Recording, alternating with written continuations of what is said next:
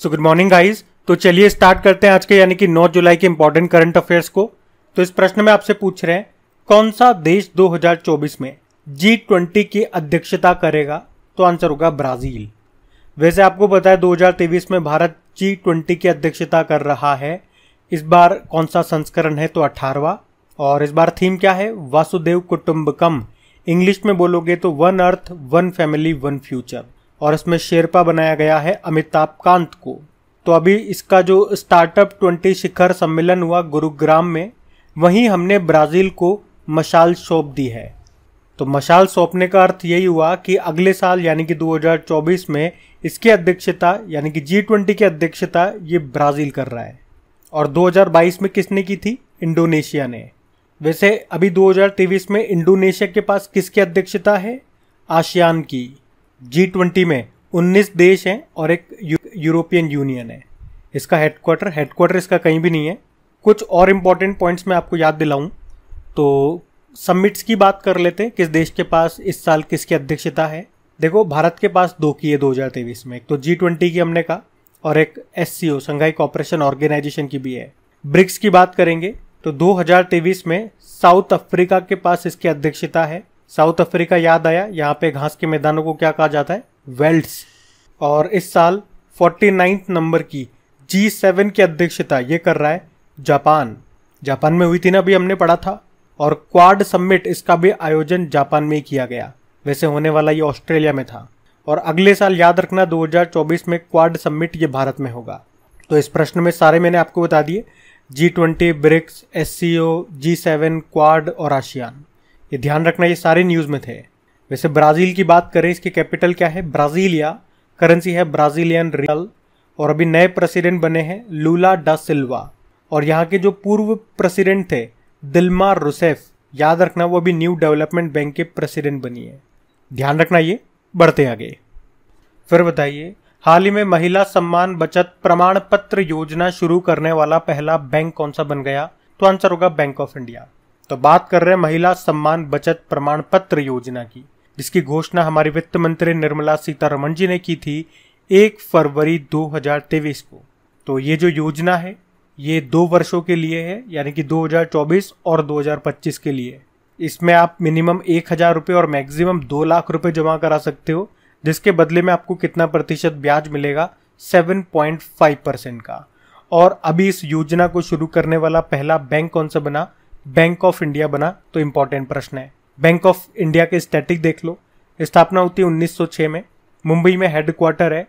और हाँ, अभी इसके नए MD CEO बने थे। नाम क्या है? रजनीश कर्नाटक। सुना सुना लग रहा है नाम। और इसकी टैगलाइन होती है रिलेशनशिप बियॉन्ड बैंकिंग। बाकी कैनरा बैंक आप जानते हो, अभी रुपे क्रेडिट कार्ड के माध्यम से UPI भुगतान की अनुमति देने वाला पहला सरकारी बैंक बना। HDFC बैंक की बात करें तो भारत की पहले इलेक्ट्रॉनिक बैंक गारंटी इसने जारी की थी। और स्टेट बैंक ऑफ इंडिया, इसने बंगलुरु में प्रोजेक्ट कुबेर लॉन्च किया था। तो ये सब हमने पढ़े हैं करंट अफेयर्स में। मैं बार बार आपको रिपीट करा रहा हूँ, मतलब आपका रिवीजन करा रहा हूँ, तो ये भूलना मत।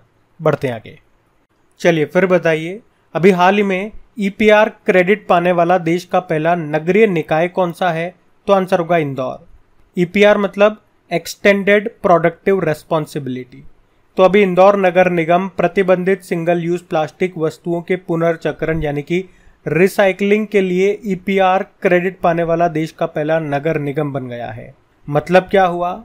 अगर किसी भी चीज का प्रोडक्शन हो रहा है, उसका उत्पादन हो रहा है, और उसका जो भी प्रोडक्शन करने वाला है, मतलब उसका जो भी निर्माता है, वो उत्पाद बनाने वाला जो भी है, तो उसकी जिम्मेदारी को उपभोक्ता चरण तक बढ़ा दिया गया है कि कंज्यूमर के उस उत्पाद को यूज करने के बाद, उस प्रोडक्ट को यूज करने के बाद जो भी वेस्ट बचेगा उसका मैनेजमेंट आपको करना होगा।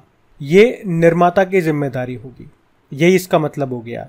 तो आपके प्रश्न आएगा एग्जाम में तो कैसे आएगा? वहां तो मतलब नहीं पूछेगा। तो ऐसे याद रखना प्रश्न की फॉर्म में कि EPR क्रेडिट पाने वाला देश का पहला नगरीय निकाय बन गया इंदौर। मतलब मैंने आपको समझा दिया अंदर की बात। अभी एक प्रश्न मैं आपसे और पूछूं तो CBDC का इस्तेमाल करने वाला पहला नगर निगम कौन सा बना? CBDC मतलब सेंट्रल बैंक डिजिटल करेंसी है, तो इसकी फुल फॉर्म हो गई। सिंपल शब्दों में बोलूं तो E-रुपया। तो आंसर होगा पटना नगर निगम। और ग्रीन बॉन्ड जारी करने वाला पहला नगर निगम ये बना था गाजियाबाद। दूसरा था इंदौर। और इंदौर से भी कुछ प्रश्न मैं आपको बताऊं। देखो, अभी इसी साल प्रवासी भारतीय सम्मेलन का आयोजन ये इंदौर में हुआ था, 17वें नंबर का था, 17 नंबर का। और डिजिटल एड्रेसिंग सिस्टम को लागू करने वाला भारत का पहला शहर ये भी इंदौर है। भारत के पहले और विश्व के दूसरे इन्फेंट्री संग्रहालय का उद्घाटन कहाँ पे किया गया था? इंदौर में ही। उसके अलावा एशिया का सबसे बड़ा सीएनजी प्लांट बनेगा इंदौर में। और 6वीं बार आप कह सकते हो भारत का सबसे स्वच्छ शहर ये इंदौर रहा। और अभी इंदौर में जो पाताल पानी रेलवे स्टेशन है उसका नाम ट्राइबल आइकॉन तात्या भील के नाम पर रख दिया गया था। और इंदौर में लता मंगेशकर जी के नाम पे संगीत अकादमी व संग्रहालय का भी निर्माण किया जा रहा है। तो ये पॉइंट्स ध्यान रखना, बढ़ते हैं आगे। चलो फिर बताओ, अभी हाल ही में झारखंड राज्य के द्वारा शुरू की गई प्रोजेक्ट रेल का संबंध किससे है? तो आंसर होगा शिक्षा से। देखो, पहले रेल की फुल फॉर्म देखो, आपको चीजें समझ में आएगी। Regular assessment for improved learning. तो अभी झारखंड में जो खूंटी जिला है, खूंटी डिस्ट्रिक्ट है, वहां पर इसे शुरू किया गया, जिसका उद्देश्य है बच्चों को क्वालिटी एजुकेशन प्रोवाइड करना। मतलब बच्चों को स्कूल में जो भी पढ़ाया जा रहा है उसकी वीकली, हर हफ्ते जांच भी करो कि बच्चा कितना सीख रहा है। और कैसे जांच करोगे? ऑब्वियस सी बात है, किसी भी स्टूडेंट का अगर उसकी पढ़ाई की जांच करनी है तो क्या करना होगा? उसका टेस्ट लो। अगर आप टाइम टू टाइम उसका टेस्ट लोगे तो आप देखोगे डे टू डे उसमें इंप्रूवमेंट आएगा, सुधार आएगा। और यही तो मैं आप लोगों से काफी समय से बोल रहा हूँ, स्टार्टिंग से बोलता आ रहा हूँ कि जो भी आप करंट अफेयर्स यहाँ पे मैं आपको पढ़ाता हूँ, जो आप पढ़ रहे हो, उसका डेली बेसिस पे आप टेस्ट लगाओ। मैं तो आपका डेली टेस्ट तैयार कर रहा हूँ ना। मैं अलग से उसको टाइप करता हूँ, मेहनत कर रहा हूँ आपके लिए, मैं टाइप कर रहा हूँ। आपको तो जाकर के टेस्ट लगाना है, 1 मिनट में दे दोगे आप टेस्ट। मुझे तो उससे बनाने में 20-30 मिनट लग जाते हैं, आप तो 1 मिनट में फ्री हो जाओगे। लेकिन बात ये नहीं है कि आपका कितना समय लग रहा है या मेरा कितना समय लग रहा है। बात यह है कि अगर आप डेली टेस्ट लगा रहे हो, डेली चीजों का रिवीजन कर रहे हो, तो चीजें आप भूलोगे नहीं, आप में इंप्रूवमेंट आएगा। तो अपनी क्रिक एग्जाम एप्लीकेशन में जाकर के करंट अफेयर्स का टेस्ट लगाओ। डेली वाला भी अपलोड करता हूँ, वीकली भी और मंथली भी। इसके अलावा भी क्रिक एग्जाम एप्लीकेशन में काफी सारे आपको अलग अलग स्टैटिक वगैरह सब तरह के टेस्ट मिलेंगे, वहां जाकर के आप लगाओ। तो प्रोजेक्ट रेल का संबंध किससे है ये पूछेंगे तो भी आंसर कर देना झारखंड से। और इसका संबंध किससे है? शिक्षा से। झारखंड की बात है तो ये रहा मैप में झारखंड। देखो, झारखंड की कैपिटल क्या है? रांची है। और सेंट्रल कोल फील्ड का हेडक्वार्टर भी रांची में है। और आपको याद होगा आयुष्मान भारत योजना ये कहां से शुरू हुई थी? रांची से ही। कब? 23 सितंबर 2018 को, जिसमें हर फैमिली को 5 लाख रुपए का बीमा मिलता है। लेकिन अभी गुजरात सरकार ने बीमा राशि को डबल कर दिया, 10 लाख रुपए कर दिया, हमने पढ़ा था। और मुख्यमंत्री हेमंत सोरेन है। गवर्नर कौन है? सीपी राधाकृष्णन। अच्छा, कोल कैपिटल ऑफ इंडिया किसे कहते हैं? झारखंड के धनबाद को।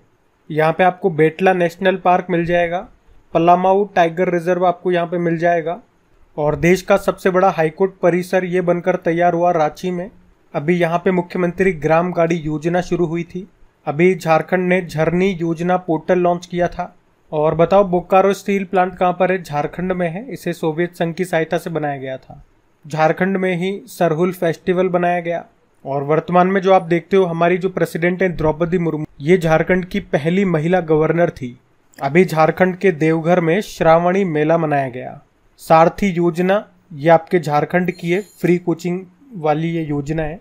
अभी प्रधानमंत्री जी ने झारखंड में देवघर हवाई अड्डे का भी उद्घाटन किया था।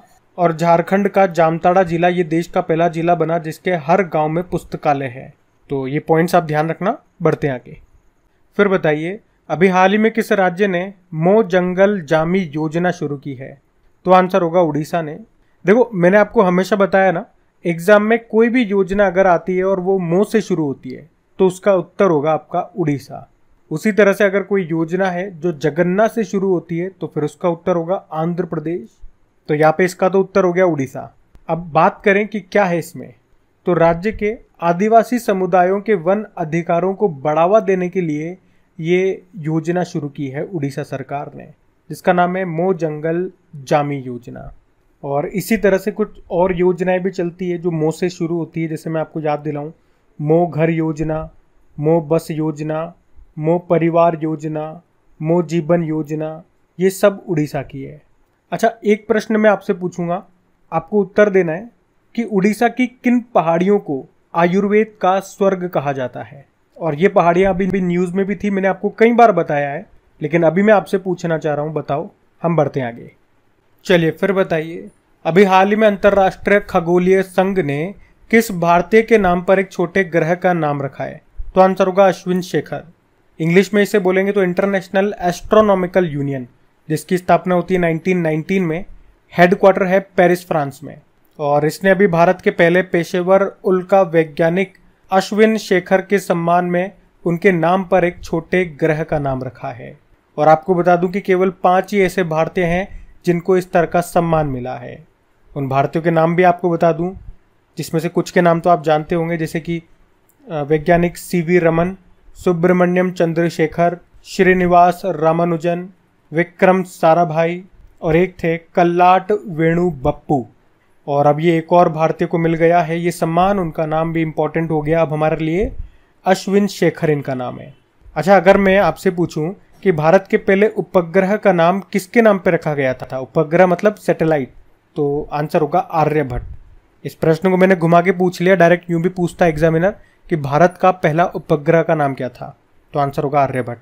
और अभी कुछ समय पहले नासा ने किस भारतीय के नाम पर एक क्षुद्र ग्रह का नाम रखा था, एस्टेरॉइड का नाम?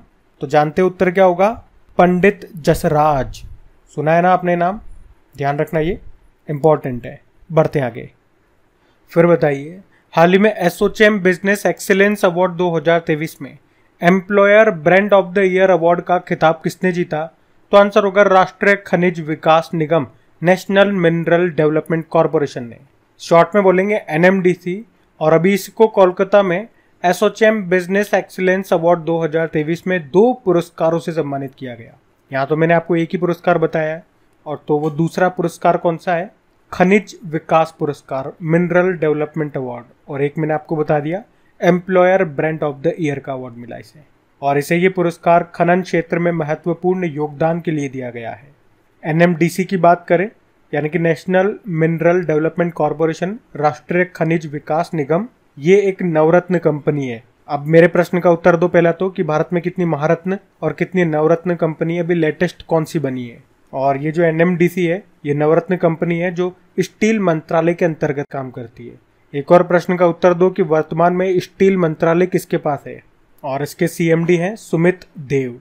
अच्छा, ये तो आपको पता ही होगा, अभी एसोचैम के नए अध्यक्ष कौन बने थे? अभी 2023 में ही हमने पढ़ा, तो आंसर होगा अजय सिंह बने थे। ध्यान रखना ये। बढ़ते आगे।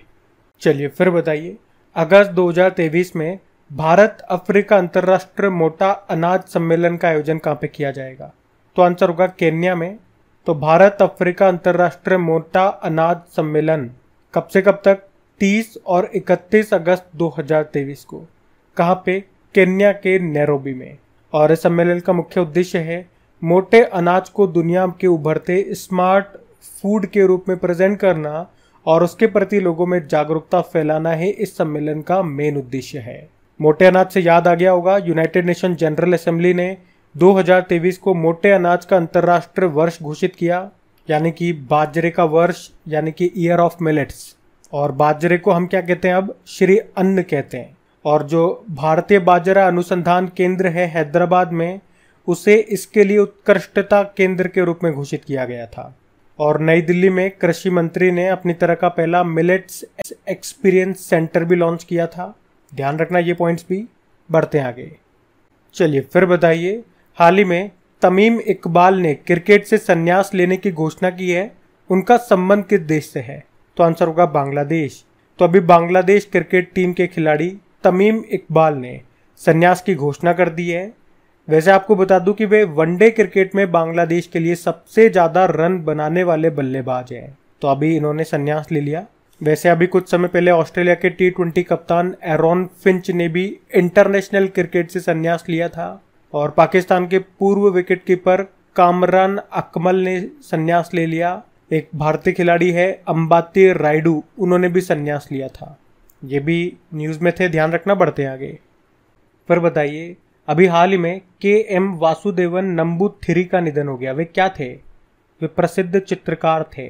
नाम था KM वासुदेवन नंबूथिरी। क्या थे वो? एक फेमस चित्रकार थे। और पूछे किस राज्य से थे? तो आंसर होगा केरल से। अच्छा, अभी आपको याद है लिथियम आयन बैटरी के आविष्कारक का निधन हो गया। उनका नाम क्या था? John B गुडएनफ। 2019 में केमिस्ट्री का नोबेल पुरस्कार मिला था और नोबेल पुरस्कार पाने वाले वो सबसे उम्र दराज भी थे। ये प्रश्न भी बन सकता है, आप याद रखना। और अभी इंटेल के सह संस्थापक का निधन हो गया, उनका नाम था गॉर्डन मूर। और अर्जुन पुरस्कार जीतने वाले पहले क्रिकेटर का निधन हो गया, उनका नाम था सलीम दुर्रानी। एक दिलीप महालनोबिस का नाम याद रखो, ORS का जनक कहा जाता है, अभी पद्म विभूषण मिला इनको। और इसी तरह से डॉक्टर BV दोषी, ये आर्किटेक्ट थे और यूं कहूँ कि प्रित्जकर पुरस्कार पाने वाले पहले भारतीय, 2018 में मिला था इन्हें। 2022 में रॉयल गोल्ड मेडल मिला था, लेकिन अभी निधन हो गया इनका। बाल कृष्ण विट्ठल दास दोषी इनका पूरा नाम था। और अभी नीलमणि फूकड़ का तो नाम जानते ही होंगे, 56वां ज्ञानपीठ पुरस्कार मिला था, इनका भी निधन हो गया। तो ये थे आज के हमारे इंपॉर्टेंट पॉइंट्स। और अभी हमारी जो फटाफट रिवीजन वाली जो सीरीज चल रही है उसमें हमारा एक स्टैटिक पार्ट चल रहा है, जिसमें सबसे पहले हमने बंगाल के गवर्नर जनरल पढ़े, फिर उसके बाद हमने भारत के गवर्नर जनरल पढ़े और अब हम पढ़ेंगे भारत के वाइसराय। तो देखो, कल की शीट में हम लोगों ने पढ़ लिया था भारत के अंतिम गवर्नर जनरल, या यूं कहूं कि भारत में पहले वाइसराय, ये कौन थे? तो आंसर होगा लॉर्ड कैनिंग। इनका कार्यकाल कब से कब तक का था, या ये कब से कब तक रहे थे? तो 1856 से लेके 1862 तक। लेकिन 1858 में भारत के गवर्नर जनरल को बना दिया गया भारत में वाइसराय। तो आप कह सकते हो अब ये 1858 से लेके 1862 तक भारत में पहले वाइसराय रहे थे लॉर्ड कैनिंग। इनके बाद यानी कि 1862 से 1863 लॉर्ड एल्गिन ये भारत में वाइसराय रहे। फिर आए थे लॉर्ड लॉरेंस 1864 से 1869 तक। तो उनके शासनकाल में कलकत्ता और मद्रास में उच्च न्यायालय की स्थापना होती है।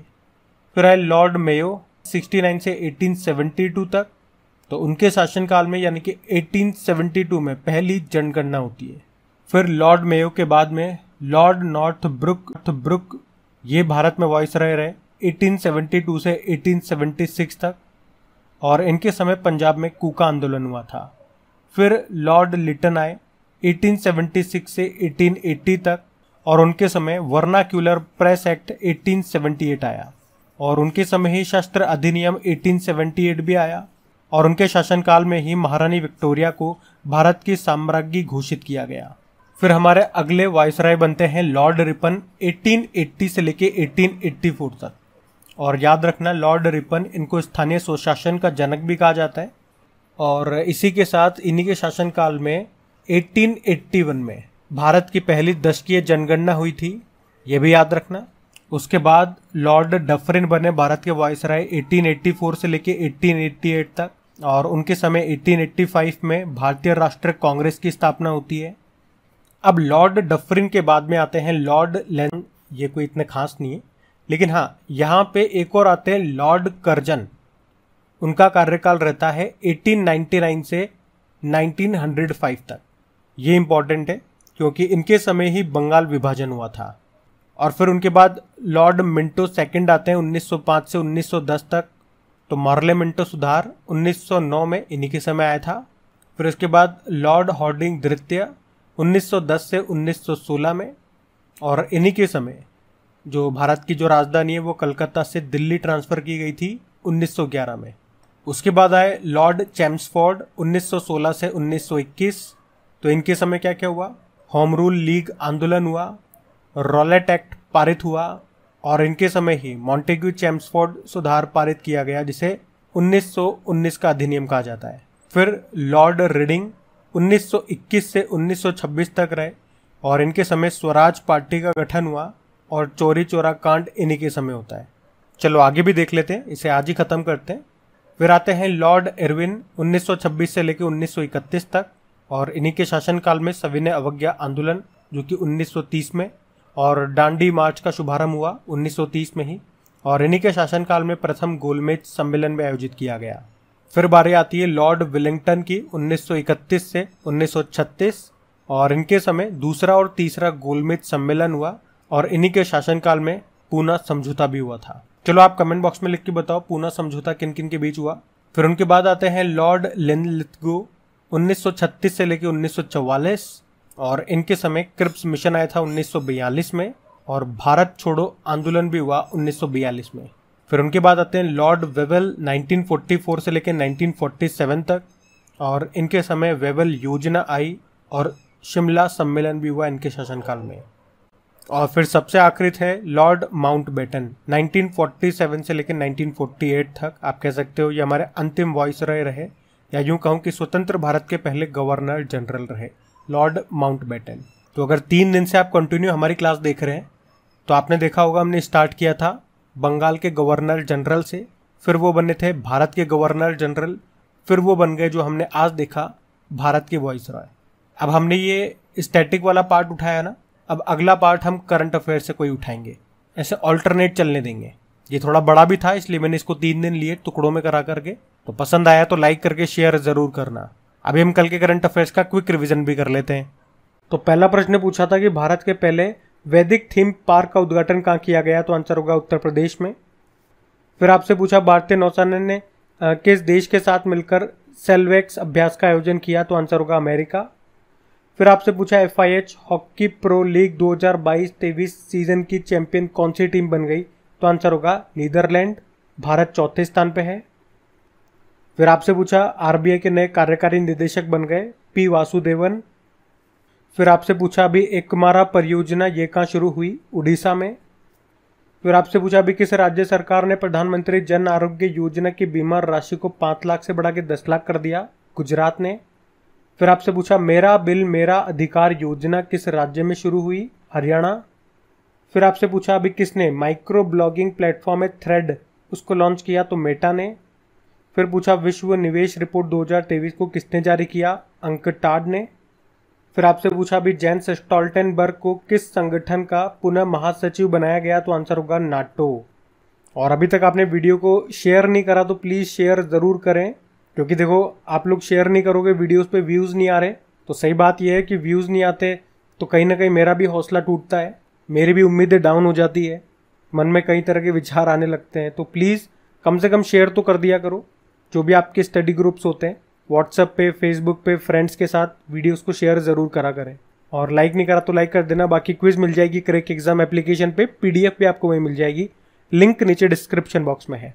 अब होमवर्क प्रश्न देखते हैं और सेशन एंड करते हैं। तो कल के वीडियो में आपसे पूछा गया था सांख्यिकी 2023 में अंतर्राष्ट्रीय पुरस्कार किसने जीता, तो आंसर होगा CR राव ने। आप सभी ने प्रश्न का बिल्कुल सही उत्तर दिया है। अब ये रहा आज का आपका होमवर्क प्रश्न।